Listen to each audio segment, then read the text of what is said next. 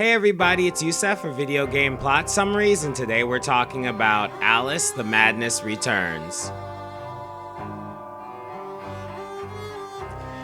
In the last episode, we find that Alice is under the charge of Dr. Bombi, a psychiatrist who wants Alice to forget all the trauma she has so she can function as a normal human being. He gives her a prescription for some pills that are supposed to keep her sane, and she takes a prescription and some money, heads to the pharmacy, but gets cut off by Nurse Witless, a person working in the insane asylum, and extorted for Alice's money that she's going to use to get the pills. So without her medication, Alice falls into Wonderland, in which there's a different plot going on where a train is destroying Wonderland and taking charge of everything else. But before Alice can figure out any of this stuff, she has to visit the Mad Hatter to figure out what's going on. Mad Hatter's been taken apart. Alice puts her back together and brings the Mad Hatter's T-Friends back, in which the T-Friends try to destroy Alice to varying results. The Mad Hatter lives up to his namesake and tries to bring his unconscious friends back for tea, but in the middle of all that, Alice starts to feel that she's being drowned by the tea that the Mad Hatter is serving up, and that's where we end up here in the story. So, without further ado, let's get back to the story. Oh, I almost forgot. In this video, there's discussions about sex trafficking, prostitution, obviously mental illness is in there, so yeah. Viewer discretion is advised. If you're not prepared for that, then please, click away. All of this whole video game is about this sort of stuff, so, there's no other parts of this that you might want to skip to. This is it. This is the game, so. Alright, let's get moving. Oh yeah, and subscribe please, that'd be cool. My memories are shattered. I'm trying to collect the pieces, and I now believe the train impedes me. You must help me. You promised. Ask the one who helps them what helps themselves, whoever that is. Very painful. He deserved to die. And I'm about to drown in tea, in ignorance. She wakes up at the harbor IRL, having been fished out of the water by a fisherman who is planning on getting paid in Nookie. Alice shoves him off and calls him disgusting. I still would have thanked him for saving me though, for real. The game doesn't explain how Alice got from the old lady's roof to the harbor, but who knows when her delusion began. Alice heads through the harbor until she gets to the Mangled Mermaid, where the women look like real barnacles with boobs. And Alice goes around the side to see her old nanny arguing with her pimp. Apparently, he didn't pay her the last time he put the girls from her brothel out on the hose stroll to make that money. So now she's withholding the merchandise. Where's me money, you fucking spunk bucket? Get those fat-assed whores out on the street, or I'll come up and brain Sod you. off, you cocker-snipe. You'll never get past Long Tim. I'll get what you and your floozies owe me, Miss Ladybird. See if I don't. Maybe you noticed I'm not pissing me drawers at the prospect. Alice Little. Alice makes it upstairs to find that the damn pimp got in anyway. She tries to help her nanny by saying, "Stop!" And he does stop beating the nanny. But he starts a fire, knocks Alice's ass back into Wonderland. What the hell? Is there no one that can protect hoes from pimps at the Mangled Mermaid? So Alice gets knocked out so cold that she is in an ice world. This ice world is one of the illest ice worlds in gaming history. It has frozen sculptures that are pure nightmare fuel and a riding horse toy weapon that acts as a hammer. Alice moves forward until she finds a ship stuck in a broken bottle.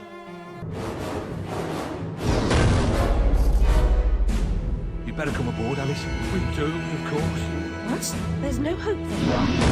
Oh, there's an infinite amount of hope. Now get up here.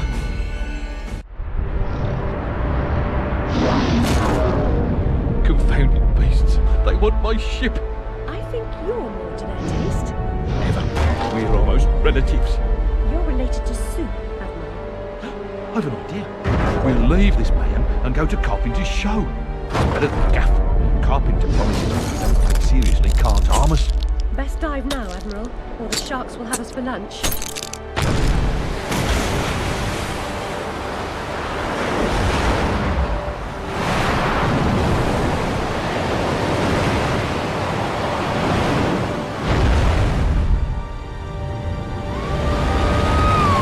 The interesting thing about this stage is that the ship isn't just underwater, it's going deeper. I mean, you can see the angle of entry at the beginning of the stage, and as far as I can see, the ship never levels out. Well, that is until the bone shark snacks on the rudder. Then the ship kind of dive bombs like it was in air. Whatever. After the crash, Alice asked the crying admiral why he's even captaining a ship. He was supposed to be the head of the Looking Glass line, overseer of the train. He says he's been fired because they had another overseer in place, but I like the way he says it. Sacked from the railroad without the option. Redundant, the nitwit said. Never a holiday. Loyal as a bulldog. Going in a different direction, my Aunt Fanny, if I had one. Going off the rails more like. Bloody disaster. Now I'm shipless. The old railroad's dead, and this new thing's a monstrosity. It never runs on time. Engineers asleep at the switch. What I don't know about it can't hurt me. Say no more. Nod's as good as a wink. A nod's as good as a wink. What the hell does that even mean? Well, I looked it up. The whole saying is, a nod is as good as a wink to a blind horse. It just means that there is no point in continuing the story. You know the rest. Yada yada yada, blah blah blah. So the Admiral, through his whining, says that he's trying to get away from the demon train and hands Alice a ticket to a play that the Carpenter is putting on. I haven't heard or found any mention of an Admiral or a Carpenter. The Admiral looks like the guy from the last game where we had to get his turtle shell back. But the guy in the first game was taller in stature. Whatever. So with little explanation from the Admiral, Alice heads to the Carpenter show and runs into another Little's memory door.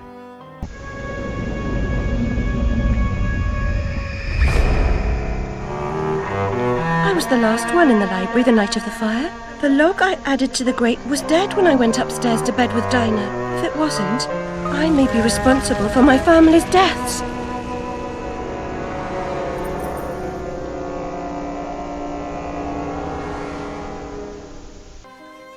That story logic doesn't make sense. Who adds logs to a dead fire when you're going to bed? Second, what child does any labor at all, let alone pre-bedtime labor? Third, she picked up a live log from the normal log place? Is that how it works? Also, my youngest at the time of writing is 7, which is the age Alice was when this first started. She's 27 now. I don't let my daughter near anything in the kitchen. Alice runs through a cute underground city and makes it to Drury Lane Theater.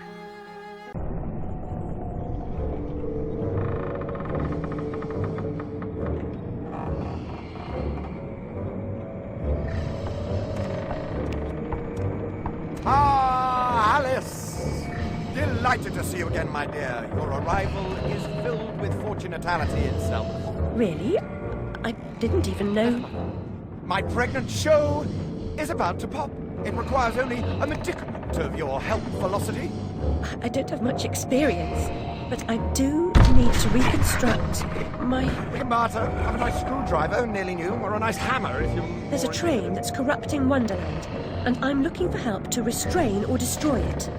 Most vexatious, no doubt, will address that monstrosity directly, as to say, eventually.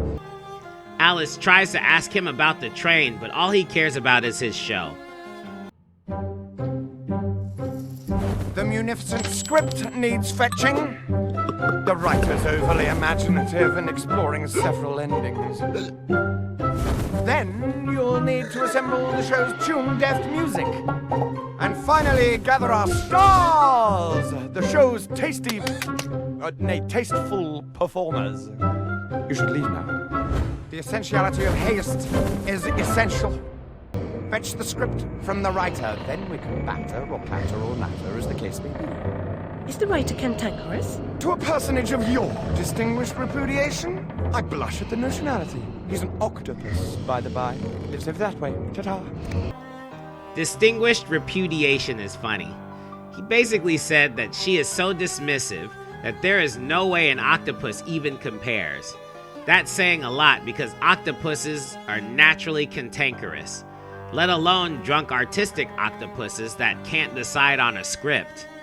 Your needs are shite. I need a drink. Who cares?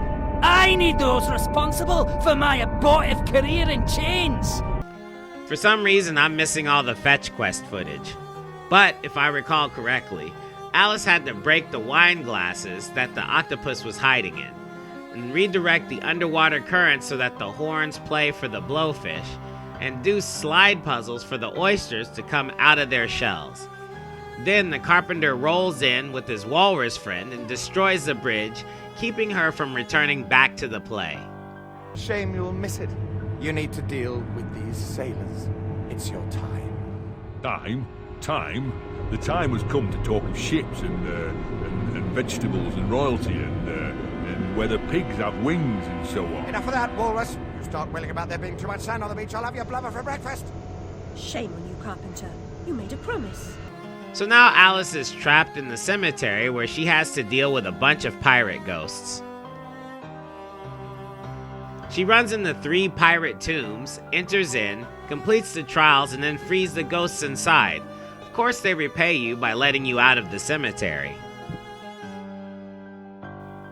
So, after transversing a bit, she gets back to the Drury Lane Theater where everyone is there and the play is about to begin.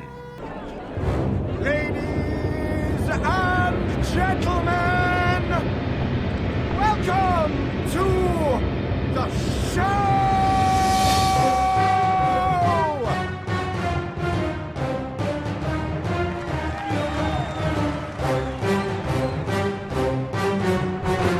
Bizarre show.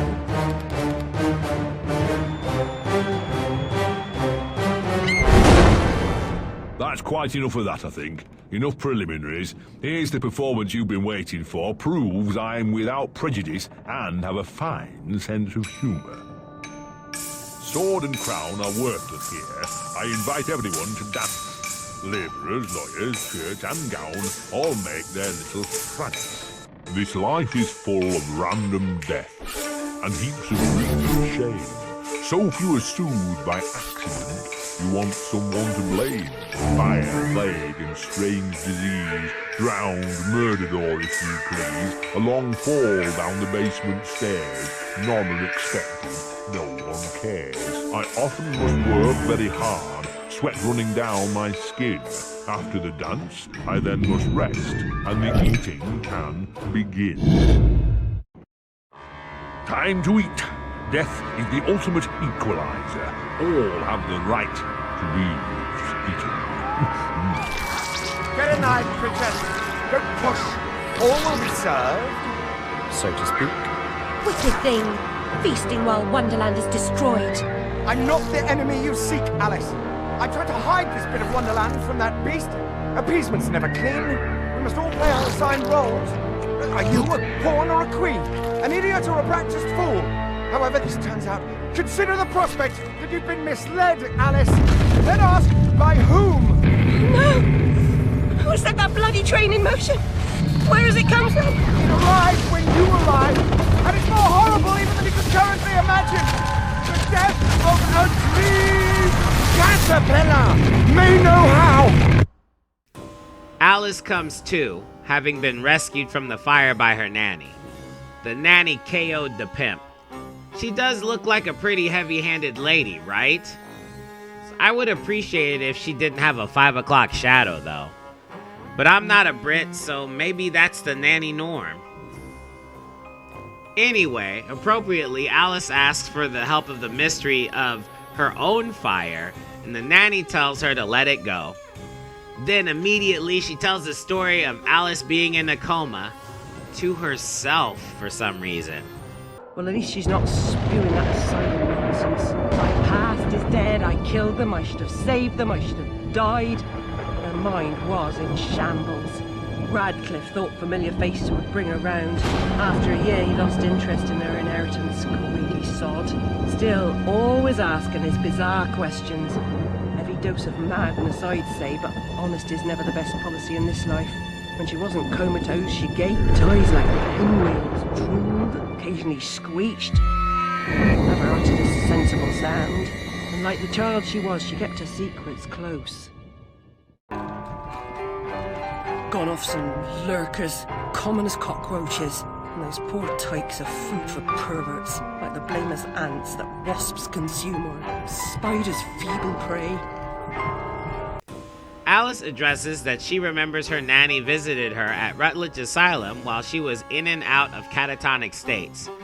Her nanny was like, "Yeah, Mr. Radcliffe was paying me for Nook Nook, and then I checked in on you." Alice asked for her rabbit back. Remember, in the Past Matters reading, Alice's rabbit disappeared and the staff gave her a different rabbit.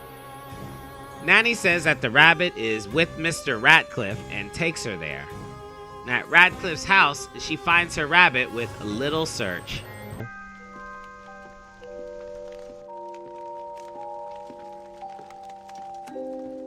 You do have my rabbit. Forgotten your manners? And what else, I wonder? You abandoned it at Rutledge Asylum, my dear. We've been over this before. In a huff as usual, oozing with attitude and accusatory flummery, I've stolen her rabbit. Ridiculous pretext. She's here about the fire again. All the mad child wants to talk about. My report found her family dead by misadventure. She won't accept it. It goes on about her killing memories and her need to know the truth. The alleged truth is, the fire began in the library when the cat knocked over a lamp. The blaze trapped her parents and sister upstairs. Sister Lizzie never even unlocked her door. Died in her bed. The guilty cat always sets her off. She denies it. Makes no sense. It can't be, etc. Agreed. From the outset, Alice was my candidate for the pyromaniac. The girl had a fixation with fire. And I once remarked that I thought she might have had a larger role in causing the tragedy. She suffered some sort of psychotic episode. It's weird that the accounts in the real world are told from the perspective of the people Alice is talking to. I'm pretty sure Alice knows all of this stuff, but does she really? I mean, Radcliffe doesn't seem to be talking to Alice. Did he tell Alice that he thought that she was the one that started the fire? The memories she recalls in Wonderland show that Radcliffe is very matter-of-fact about how he's trying to get Alice's inheritance. Nurse Witless as well. Radcliffe probably took the rabbit as some sort of bargaining chip. But Alice is 27 now, so it's not much leverage. So, if you're keeping score, first the fire is started by Alice throwing an active log into a fireplace before going up to bed with her cat. Now it's her cat knocking over an oil lamp in the library and everyone was trapped upstairs and didn't even try to escape except for Alice apparently. Now Radcliffe is revealing that he believes Alice is a pyromaniac that had a psychotic episode. Well, Alice gets so pissed by all the gaslighting that she blacks out again. I imagine everyone is used to this. Alright, this is Yusef from the future. This is a weird segue, but it's 2005 and it's March and dude, there's been a lot of weird stuff going on lately because the sun's come out and everybody's hitting the streets at about the same time. I think I can kind of relate to what it's like to have Alice around, because the other day I saw, and I'm not lying, I saw a guy who was in the grocery store talking to people, talking nonsense to people. He had a Spider-Man mask on, but it was halfway up, you know, like he was wearing it like a hat, and he was saying something to people, and he just looked real out of sorts. He didn't talk to me, but he's talking to some mom with 3 kids. She looked really uncomfortable. So after I got all my stuff together and headed out the door, he's over there sitting with the security guard, and it was just like, okay. He said some junk that didn't make any sense, like he's the savior of Kodor or some crap like that. I don't know, but because that's what maybe he's in Wonderland. You know what I'm saying? Anyway. Hey everybody, it's Yusef. I'm just going to interject here to ask you to subscribe to the channel if you want to see more video game plot summaries. I have fun doing them, I want to share them with you, and I want you to know when they happen. So, that's pretty much it. Back to the video. She ends up in a old broke down version of Radcliffe's home. She travels a bit to see her own world being torn apart by the Doom Train. The Cheshire Cat shows up. This unmitigated disaster is your doing, and it will get worse. Your train keeps a hellish schedule. Get moving. Time waits for no one. The change has begun. The train is perfectly capable of terrifying me, Cat. You should find another job. Is there really so little hope? There's even less, and if fear paralyzes you, we are lost. So now, Alice has to find the caterpillar who normally knows everything happening in Wonderland. She catches up to a hookah giving off smoke that Alice willingly breathes secondhand, and she shrinks into a wasp land with a bunch of Asian themes. It is filler, but it looks nice. Every new world had different bad guys in it, so I like it. The side story is that the real samurai wasps have rolled up on the origami ants and started slaughtering them. I like how they worship a statue of Alice, but it is in ant form. Alice is told to speak with the Elder, and the Elder tells Alice that she needs to do a slide puzzle to prove that she is ready to confront the train. Once she solves the puzzle, she finds the Elder in front of a cave. The wicked wasps lay siege upon us and control the peaks to east and west. You must defeat them to reach Caterpillar's retreat. I suppose I must go to the mountaintop, as it won't come to me. We have faith that Caterpillar, the strange and wondrous, helps those in need. One day we'll have proof. Purity of heart is to will one thing, to approach his sacred eyrie. You must confront the savage daimyos. You prevent our access to his power. The cave opens up and reveals that the daimyos are accessible through the painting portals. Alright. She gets to the first painting and into the world where she meets the first daimyo and then finds a door.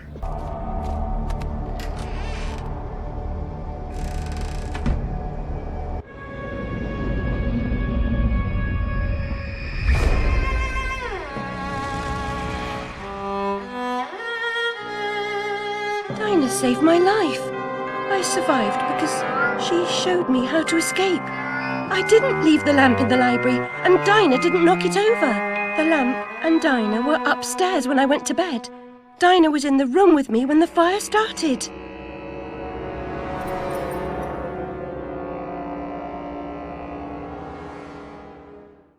Then we get the moon key. The Elder tells her she needs to get to the mountain. She saves monk ants, and they hook her up with a jumpy thing.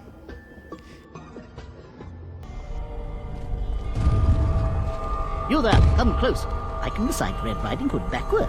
I know my multiplication tables, 2 11s. I have intelligence. Really? Persuade me. To remove the obstruction, wake the frog and empty his belly. Wake that? What about its tongue? And the prospect of warts? Ooh. Anyway, how do you know? I imagined how it was done while I was sleeping. See, the interesting thing about Alice in Wonderland is that everything is solved once Alice defeats whoever is messing up her brain. You know what I mean? So, in actuality, everything that she does inside her brain is a fetch quest. It doesn't matter if she figures them out or not. It's just that nobody will give her information until she actually finishes certain objectives. But in this one, there's this big war going on, And her only job is to get to the top of the mountain so she can talk to the caterpillar, who will tell her what to do so that she can save her brain. The monk and all the monks in the monastery just seem to be privy to the greater good of Alice fixing herself and not asking for Alice to do stuff for her. You know what I mean? So that's in itself is interesting, but it kind of is weird because we took a sidetrack for this extra filler episode, and then the filler episode doesn't really end. You know what I mean? Eventually, she gets to the wasp hives, and past that, she gets to a caterpillar statue, or whatever she calls it. I've come all this way to find a simulacrum. If I had the time, I'd detail how often you prefer dealing with illusions rather than the real thing. Problems you refuse to deal with don't exist. You deny reality. That's not right. I know what's real. No? And you allow others to tell you what isn't real. Now, come inside.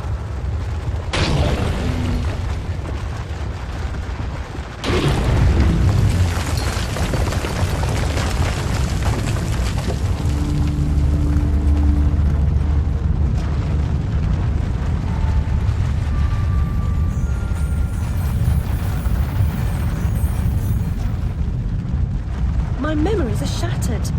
This wicked train has ruined nearly all I can recall. And Wonderland will perish completely as I lose my mind. So much has changed. I can't help Wonderland if I can't help myself.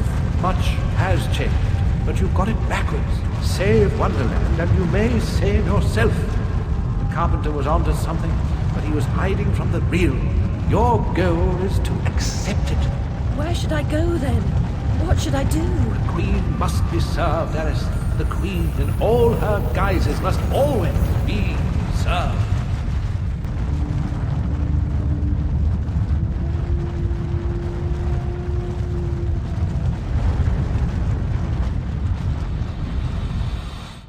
How can she stem this growing corruption or assist my search? What does she know that I don't? She is someone you once knew and loved. Time changes us all. Not all change is good. Remember that when you find the Queen.